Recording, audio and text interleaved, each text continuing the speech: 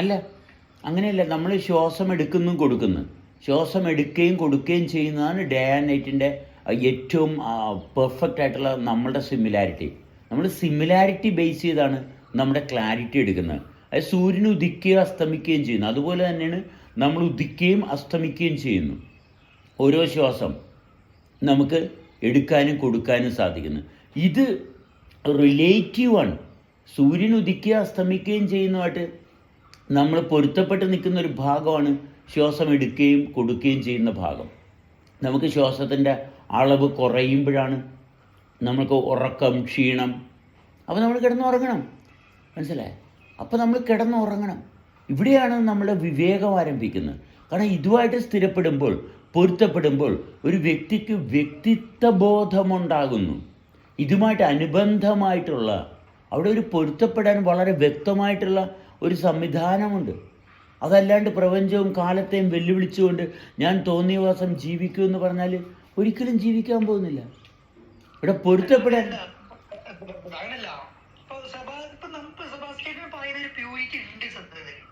പക്ഷെ ആ പ്യൂരിറ്റിയിലേക്ക് നമ്മൾ പോകുമ്പോ നമ്മുടെ ചില ആളുകൾ നമുക്ക് ലോസ് സംഭവിക്കുന്നത് സമൂഹത്തിൽ നിന്നും രാഷ്ട്രത്തിൽ നിന്നും. അപ്പൊ നമ്മളുമായി ബന്ധപ്പെട്ടുന്നൊക്കെ നമ്മളിന്ന് കൊഴിഞ്ഞു പോകാൻ തുടങ്ങും. നമ്മൾ എത്രമാത്രം പ്യൂരിറ്റിയിലേക്ക് പോകുന്നു അത്രമാത്രം നമ്മളിൽ നിന്നും മറ്റുള്ളവർ കൊഴിഞ്ഞു പോകും. ഈ മറ്റുള്ളവരെ ചേർത്ത് പിടിച്ചു നിർത്താൻ വേണ്ടിയിട്ടാണ് ഇംപ്യൂർ ആവുന്നത്. നമ്മൾ സെബാസ്റ്റിനെ അല്ല കാണേണ്ടത്, ഇതൊക്കെ ചലിപ്പിക്കുന്ന ശക്തിയെയാണ് കാണേണ്ടത്. ഒരു വ്യക്തി ആകാനുള്ള കാരണത്തെയാണ് കാണേണ്ടത്. മറ്റൊരു വ്യക്തിയാണ് കണ്ടുപോകുന്നതെങ്കിൽ അവനവനെന്ന് പറയുന്ന ഭാഗം മിസ്സിങ് ആണ്. ലാലിന് ഇപ്പം എന്നോട് അമിത താല്പര്യം ഉണ്ടാകുന്നുണ്ടെങ്കിൽ ഞാൻ ലാലിന് അമിത താല്പര്യം ജനിപ്പിക്കുന്ന രീതിയിൽ എന്തെങ്കിലും ചെയ്യുന്നുണ്ട്, അത് ഞാൻ ഒഴിവാക്കണം. ലാലിന് എന്നോട് അമിത അതെ സെബാസ്റ്റ്യേറ്ററിൽ ഞാൻ പ്യൂരിറ്റിയാണ് കാണുന്നതെങ്കിൽ ഞാൻ സെബാസ്റ്റ്യേറ്ററിലേക്ക് വരില്ല. അപ്പൊ ലാലിനൊരു പ്യൂരിറ്റിയാണ് സെബാസ്റ്റ്യേറ്റൻ കാണുന്നതെങ്കിൽ പതുക്കെ സെബാസ്റ്റ്യേറ്റനെ മണ്ണിക്കും, ലാലിലേക്ക് പിന്നെ വരില്ല. എവിടെയാണോ പ്യൂരിറ്റി ഉള്ളത് അവിടേക്ക് മനുഷ്യർ പോവില്ല, ഇൻപ്യൂരിറ്റി ഉള്ള സ്ഥലത്തേക്ക് മനുഷ്യർ പോകും.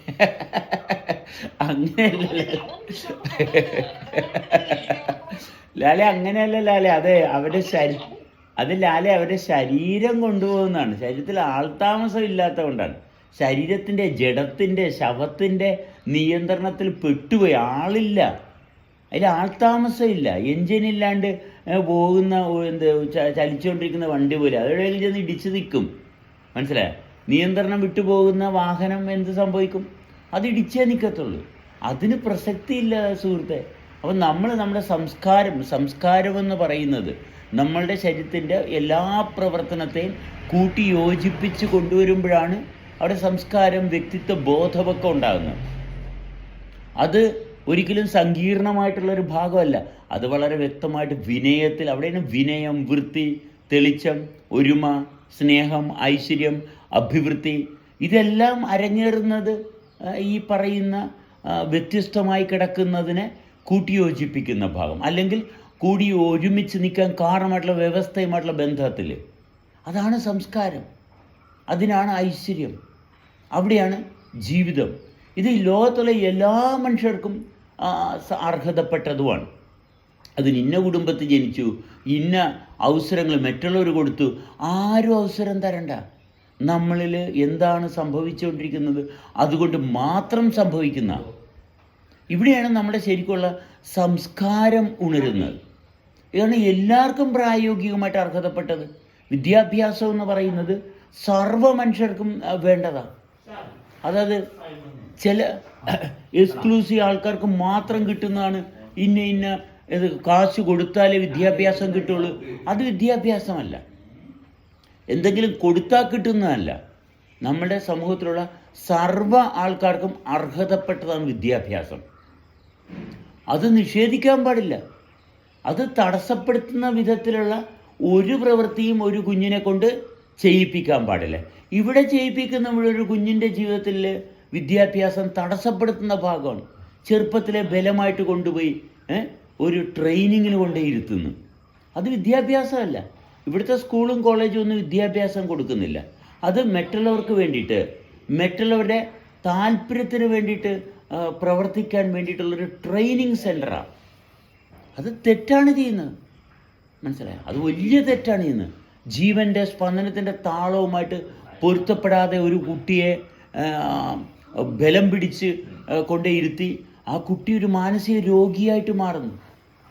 അത് വളർന്നു വരുമ്പോൾ സമൂഹത്തിൽ വൃത്തിയുള്ളവനാകാൻ മറ്റുള്ളവരുടെ മുമ്പിൽ അഭിനയിക്കുന്നു. കൃത്രിമമായിട്ട് അവൻ നല്ലതാണെന്ന് മറ്റുള്ളവരെ ബോധ്യപ്പെടുത്താൻ. ആരെ ബോധ്യപ്പെടുത്താൻ? കണ്ണും കാതും ഒന്നും തുറന്നിരിക്കാത്ത വ്യക്തിയെ ബോധ്യപ്പെടുത്താൻ ശ്രമിച്ചാൽ വലിയ കഷ്ടകാലം. അവൻ്റെ കണ്ണും കാതും ഒന്ന് തുറന്നിരിക്കാത്ത വലിയൊരു സമൂഹമുണ്ട്. ആ സമൂഹത്തെ ബോധ്യപ്പെടുത്തണം. എന്ത് ബോധ്യപ്പെടുത്തണം? ഞാൻ നല്ലവനാണ് എന്ന്. ആരെ ബോധ്യപ്പെടുത്തണം? കണ്ണും കാതും ഒന്നും തുറന്ന് പ്രവർത്തിക്കാത്തവനെ. എന്താ? എന്ത് കാര്യത്തിനാണ്? ഇനി അവർക്ക് തോന്നിയൻ, ഈ കണ്ണും കാതും മൂക്കൊന്നും തുറന്നിരിക്കാത്ത ആൾക്കാർക്ക് തോന്നിയാണ് ഇവൻ ചെയ്തത് തെറ്റാണെന്ന് പറഞ്ഞാൽ അവനെ ശിക്ഷിക്കുകയാണ്. ശിക്ഷിക്കാൻ മാത്രമേ അറിയത്തുള്ളൂ, മനസ്സിലായി? ശിക്ഷിക്കുന്ന ഒരു ലോകമാണ്. കാരണം ജീവിക്കുന്നില്ല. നമ്മൾ ആരെയും രക്ഷിക്കണ്ട. ജീവിക്കുന്ന ഭാഗം തടസ്സപ്പെടുത്താണ്ടിരുന്നാൽ മതി. അതാദ്യം അവനവൻ്റെ തന്നെ ജീവിതം എന്താണെന്നറിഞ്ഞ് അത് തടസ്സപ്പെടുത്താണ്ടിരിക്കാൻ സാധിക്കുന്നുണ്ടെങ്കിൽ അതാണ് ശരിക്കുമുള്ള കുടുംബജീവിതം. ഇത് നമ്മളിപ്പോ ആശയവിനിമയമാണ് എല്ലാം എന്ന് പറയാം. ആശയവിനിമയമാണ് എല്ലാം.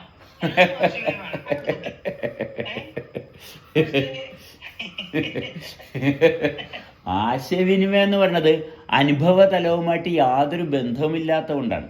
നമുക്ക് ആശയങ്ങളില്ല, നമ്മൾ അനുഭവങ്ങളാണ്. കേൾക്കുമ്പോൾ കേൾക്കുന്ന ആൾ അനുഭവിക്കുകയാണ് വേണ്ടത്. കേൾവി എന്ന് പറയുന്നത് അനുഭവമാണ്. ആ കേൾവി, അനുഭവം, ആ ശബ്ദത്തെ പരിപൂർണമായിട്ട് സൂക്ഷ്മതലത്തിലുള്ള മാറ്റങ്ങളാണ്. ശരിക്കും ശബ്ദം നമ്മൾ ശബ്ദമായിട്ട് കേൾക്കുന്നു. എന്തുകൊണ്ട് ശബ്ദമായിട്ട് കേൾക്കുന്നു? നമ്മുടെ ശരീരത്തിൽ കർണപടത്തിൽ വന്ന് വീഴുന്ന തരംഗം ആംപ്ലിഫൈഡാണ് നമുക്ക് ശബ്ദമായിട്ട് തോന്നുന്നത്. സത്യത്തിൽ ശബ്ദം എന്ന് പറഞ്ഞൊരു സംഭവം ഇല്ല. ശബ്ദത്തെ നമ്മൾ വ്യാഖ്യാനിക്കുന്നത് എങ്ങനെയാണ്?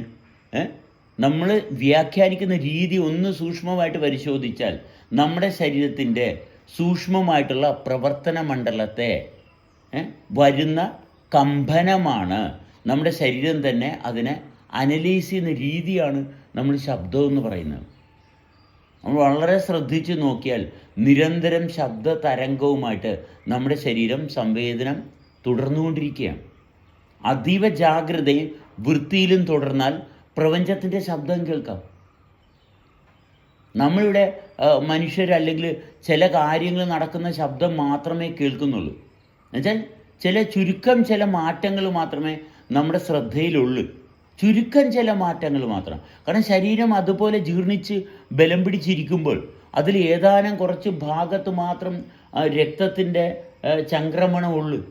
നമ്മുടെ ശരീരത്തിൻ്റെ എല്ലാ ഭാഗത്തോടും രക്തത്തിൻ്റെ ചംക്രമണം സുതാര്യമായിട്ട് വരുമ്പോൾ നമ്മൾക്ക് ഈ അന്തരീക്ഷത്തിൻ്റെ സ്വഭാവം അറിയാൻ പറ്റും. ഈ അന്തരീക്ഷത്തിനൊരു സ്വഭാവമുണ്ട്. അദൃശ്യമായി കിടക്കുന്ന ഈ ആകാശത്തിനൊരു സ്വഭാവമുണ്ട്. അതറിയാനായിട്ട് ഉള്ള മാർഗം ഈ ശരീരത്തെ സൂക്ഷ്മതലവുമായിട്ടുള്ള ബന്ധത്തിൽ മർദ്ദം കുറച്ച് അനുഭവം തെളിച്ച് മർദ്ദം കുറയുമ്പോൾ അനുഭവം കിട്ടാൻ പാടാണ്. അപ്പോൾ മർദ്ദം കുറയുകയും വേണം, അനുഭവം തെളിയുകയും വേണം. മർദ്ദം കൂടുമ്പോൾ അനുഭവം ഉറപ്പാണ്. പക്ഷെ മർദ്ദം കുറയുകയും വേണം, അനുഭവം തെളിയുകയും വേണം. അങ്ങനെ വരുമ്പോഴാണ് ശബ്ദത്തിൻ്റെ, അതായത് തരംഗത്തിൻ്റെ, ആ വേവ് ഫങ്ഷൻ്റെ മാനദണ്ഡം നമ്മൾക്ക് അനലൈസ് ചെയ്യാനായിട്ടുള്ള പ്രാപ്തി ജനിക്കത്തുള്ളൂ. അവിടെയാണ് ജീവിതം തുടരുന്നത്. ഇത് ഭയങ്കര രസമുള്ള പരിപാടിയാണ്. കാരണം ഈ പ്രപഞ്ചത്തിൻ്റെ, ഈ അണ്ടകടാകത്തിൻ്റെ അനന്തതയിൽ നമ്മളെ തിരിച്ചറിയുന്നു. അത് ഭയങ്കര വലിയ ഭാഗ്യമാണ്. എന്നെ മറ്റൊരാൾ തിരിച്ചറിഞ്ഞതല്ല, എന്നെ ഞാൻ തിരിച്ചറിയുന്നു. ഇവിടെ സ്വർണമുണ്ട്, വജ്രമുണ്ട്, ഇവിടെ അതുണ്ട്, ഇതുണ്ട്, അത് തിരിച്ചറിയുന്നതിനല്ല കാര്യം ഇരിക്കുന്നത്. എനിക്ക് ഈ അണ്ടകടാകത്തിൽ എനിക്ക് എന്നെ തിരിച്ചറിയാൻ സാധിക്കുന്നു. അതാണ് ഏറ്റവും വലിയ ഭാഗ്യം. എനിക്ക് എന്നെ തിരിച്ചറിയാൻ സാധിക്കുന്നു. എന്നെ മറ്റുള്ളവരെല്ലാവരും തിരിച്ചറിഞ്ഞു. ഒരുപാട് പേരെന്നെ കണ്ടു, എനിക്ക് സ്ഥാനമാനങ്ങളൊക്കെ തന്നു. പക്ഷെ ഞാൻ എന്നെ തിരിച്ചറിയുന്നില്ല. അത് ജീവിതത്തിൻ്റെ ഞാൻ പറയുന്നത് അതല്ല, ആശയവിനിമയം എല്ലാം. പക്ഷെ നമ്മള് ആശയവിനിമയം ചെയ്യുമ്പോ എല്ലാം സ്വതന്ത്രമായി മാറുന്നുണ്ടോ? എന്തോ കേട്ടില്ലല്ലോ അവസാനത്തെ. ആശയവിനിമയമാണ് എല്ലാം. എല്ലാം ആശയവിനിമയമാണ്. ശ്രദ്ധിക്കണ്ട എല്ലാം ആശയവിനിമയമാണ്. അതായത് ലാല, ആശയവിനിമയം എന്ന് പറയുന്നത് നമ്മുടെ ശരീരത്തെ നമ്മൾക്ക് തെളിച്ച് കൊണ്ടുവരാൻ വേണ്ടിയിട്ടുള്ള പ്രവർത്തനമാണ്. അത് നമ്മളിൽ നിന്നൊരു വൈബ്രേഷൻ എമിറ്റ് ചെയ്താൽ അതിൻ്റെ സ്രോതസ്സിൽ ചെന്നത് തിരിച്ച് പ്രതികരിക്കും. നമ്മുടെ ശരീരത്തിൻ്റെ സമഗ്രത നമ്മുടെ അനുഭവത്തിൽ തെളിച്ച് കൊണ്ടുവരാൻ സാധിച്ചിട്ടില്ലെങ്കിൽ നമ്മൾ പ്രവർത്തിക്കുമ്പോൾ ആശയവിനിമയം ചെയ്യുക എന്ന് പറയുന്ന ഒരു പ്രവൃത്തിയാണ്. ആ പ്രവൃത്തിയിലൂടെ നമ്മുടെ മംഗളകരമായിട്ടുള്ള അനുഭവത്തെ തെളിച്ച് കൊണ്ടുവരാൻ വേണ്ടിയിട്ടാണ് ഉദ്ദേശിക്കുന്നത്. അതുകൊണ്ട് ആശയവിനിമയം ചെയ്തിട്ട് മറ്റൊരാൾ പ്രതികരിക്കുന്നത് എങ്ങനെയാണ്? കാരണം അവിടം വരെ നമ്മൾ അധപ്പതിച്ചു പോയത് കൊണ്ടാണ്. നാമമാത്രമായിട്ടുള്ള മനുഷ്യർ മാത്രമായിട്ട് ചുരുങ്ങിപ്പോയി. മനുഷ്യർക്ക് പരസ്പരം ഉള്ള ആശയവിനിമയത്തിലോട്ട് ചുരുങ്ങിപ്പോയി. പ്രകൃതിയില്ല, സസ്യങ്ങളില്ല, മറ്റുള്ള ജീവജാലങ്ങളൊന്നും നമ്മളുടെ ഭാഗമായിട്ടില്ല. മനുഷ്യർക്ക് മാത്രം അറിയാവുന്നൊരു ഭാഷയിലോട്ട് ചുരുങ്ങി. പിന്നെ ബുദ്ധിക്ക് മാത്രം, മനുഷ്യനില്ല, ബുദ്ധിക്ക് മാത്രം അറിയാവുന്ന ഭാഷയായിട്ട് അധപ്പതിച്ചു. ഇന്ന് അതുമില്ല. വളരെ സങ്കീർണമായിട്ടുള്ള രോഗാവസ്ഥയിലായി. രോഗങ്ങളാണ് ഇന്ന് കൂടുതലും സംസാരിക്കുന്നത്. രോഗമാണ് പകർന്നു കൊടുക്കുന്നത്, യോഗമല്ല. അപ്പോൾ ആശയവിനിമയം എന്ന് പറയുന്നത് നമ്മുടെ ശരീരത്തിൻ്റെ അത്യാധുനികമായിട്ടുള്ള സൂക്ഷ്മതലങ്ങൾ എപ്രകാരമാണ് ഉണർന്നു വരുന്നത്, അതിനു വേണ്ടിയിട്ടാണ് നമ്മൾ പ്രവർത്തിക്കുന്നത്, സംസാരിക്കുമ്പോൾ ആ സംസാരശേഷിയുള്ള ശരീരത്തിൻ്റെ വൃത്തിക്ക് വേണ്ടിയിട്ടാണ്. അത് കുറച്ചും കൂടി മെച്ചപ്പെടുത്തി കൊണ്ടുവരാൻ ആ പ്രതികരണം ഉണ്ടാകും. ഈ പ്രതികരണത്തെയാണ് നമ്മൾ ശ്രദ്ധിക്കേണ്ടത്. നമ്മൾ സംസാരിക്കുമ്പോൾ നമ്മുടെ ശബ്ദം ചെന്ന് ഈ ആകാശത്തിൻ്റെ അല്ലെങ്കിൽ ആ ശബ്ദത്തിൻ്റെ സ്രോതസ്സിൽ ചെന്നിട്ട് തിരിച്ചു വരും. ആ തിരിച്ചു വരവിലാണ് നമ്മൾ സൂക്ഷിക്കേണ്ടത്. ഒരു വ്യക്തി പ്രവർത്തിക്കുമ്പോൾ ആ പ്രവർത്തനത്തിൻ്റെ അനന്തര ഫലമുണ്ട്. ആ പ്രവൃത്തി വൃത്തിയല്ലെങ്കിൽ അനന്തരഫലം അത് ആംപ്ലിഫൈ ചെയ്താണ് വരണത്. വ്യക്തി തന്നെ തകർന്നു പോകും. അപ്പം സത്യസന്ധനല്ലാതെ വൃത്തികെട്ട രീതിയിൽ പ്രവർത്തിച്ച് നടന്നാൽ അവൻ്റെ ജീവിതം തുടരുമോ? തുടരത്തില്ല. ഇവിടെ കപടത കൊണ്ട് യാതൊരു ഗുണവുമില്ല. കപടത കൊണ്ട് അവനവൻ തന്നെ നശിക്കത്തേ ഉള്ളൂ. കപടത കൊണ്ട് യാതൊരു ഗുണവുമില്ല. അവനവൻ തന്നെ നശിച്ചു പോകും. ഇതിൽ യാതൊരു സംശയമില്ല. നമുക്ക് മറ്റുള്ളവരെ പറ്റിച്ചു കഴിഞ്ഞാൽ എനിക്ക് കുറേ സമ്പാദിക്കാം. സമ്പന്നനാകുകയല്ല ചെയ്യുന്നത്, വീണ്ടും സമ്പാദിക്കും തോറും ഇവൻ ദരിദ്രനാകുകയാണ്. അതുകൊണ്ടാണ് വീണ്ടും സമ്പാദിക്കുന്നത്. ഒരു വ്യക്തി സമ്പന്നനാകാൻ ശ്രമിക്കുന്നു, പക്ഷേ ഒരു ഭാഗത്തും ഇവന് സമാധാനമില്ല. കാരണം അത് സമ്പത്തല്ലാത്തത് കൊണ്ടാണ്. സമ്പത്താണെങ്കിൽ അവന് സമ്പന്നനാകുമ്പോൾ എന്താ വേണ്ടത്? സംതൃപ്തിയാണ് വേണ്ടത്. സമ്പന്നനാകുമ്പോൾ സംതൃപ്തനാകണം. അപ്പം സംതൃപ്തനാകുന്നില്ലെങ്കിൽ അത് സമ്പത്തല്ല. സമ്പത്താകുമ്പോൾ അവന് സമാധാനം. കാരണം എന്താണ് സമ്പത്ത്? അവനവനായിട്ടിരിക്കുന്ന അവസ്ഥ അനുഭവിച്ച് തുടരുന്നതാണ് സമ്പത്ത്. അതാണ് സമ്പത്ത്. അല്ലാണ്ട് എന്തെങ്കിലുമൊക്കെ വാരിക്കൂട്ടി വെച്ച് കഴിഞ്ഞാൽ സമ്പത്താകുമോ? ഇല്ല, ആകത്തില്ല. കാരണം നമ്മൾ പ്രതികരിക്കുന്ന ഒരു അന്തരീക്ഷത്തിലാണ് നിൽക്കുന്നത്. പ്രതികരണശേഷി നഷ്ടപ്പെട്ടു പോയ അന്തരീക്ഷമല്ല, അത് ജീവനുള്ള അന്തരീക്ഷമാണ്. അതെ, ജീവനുള്ള അന്തരീക്ഷമാണ്. ജീവിക്കാൻ പറ്റുന്ന പാകതയുള്ള അന്തരീക്ഷമാണ്. അപ്പോൾ അന്തരീക്ഷമായിട്ടുള്ള ബന്ധം നമ്മുടെ അനുഭവത്തിലുണ്ടാകണം. ഇത് ഭയങ്കര സിമ്പിൾ കാര്യമല്ലേ? അല്ലേ? വളരെ സിമ്പിളാണ്. അപ്പോൾ സിമ്പിൾ ആകണമെന്നുണ്ടെങ്കിൽ നൈരന്തര്യത, നിരന്തരം പ്രവർത്തിക്കുന്ന സവിശേഷത അതിൽ തുടരണം. എന്നിട്ട് നമ്മളെ ചലിപ്പിക്കുന്നു. നമ്മൾ സംസാരിക്കുന്നത് എങ്ങനെയാണ്? നമ്മൾ സംസാരിക്കുന്ന നമ്മളിലുണ്ടാകുന്ന സൂക്ഷ്മ തലത്തിലുണ്ടാകുന്ന ചലനത്തിൻ്റെ സ്വാധീനത്തിലാണ് ഒരു വ്യക്തി സംസാരിക്കുന്നത്. ശ്രദ്ധിച്ച് നോക്കിയാൽ മതി. ആ വ്യക്തിക്ക് സംസാരിക്കാൻ ഒന്നുമില്ല എന്ന് വെച്ചാൽ ആ വ്യക്തിക്ക് സൂക്ഷ്മതലത്തിൽ നിന്ന് വരുന്ന മർദ്ദത്തെ ഗ്രഹിക്കാൻ പറ്റുന്നില്ല. അവിടെ എനിക്കൊന്നും പറയാനില്ല, മനസ്സിലായ? സൂക്ഷ്മതലത്തിൽ വരുന്ന അന്തരീക്ഷമായിട്ടുള്ള ബന്ധത്തിൽ അനുഭവം, മർദ്ദം തെളിയുന്നില്ല. മർദ്ദം, മാതൃത്വം. അതുകൊണ്ടാണ് അമ്മ, മാതൃത്വം, അമ്മയുടെ സാന്നിധ്യം. അമ്മയുടെ സാന്നിധ്യം അനുഭവത്തിൽ തെളിയാത്തൊരു വ്യക്തിയെ സംബന്ധിച്ചിടത്തോളം ജീവിതമില്ല.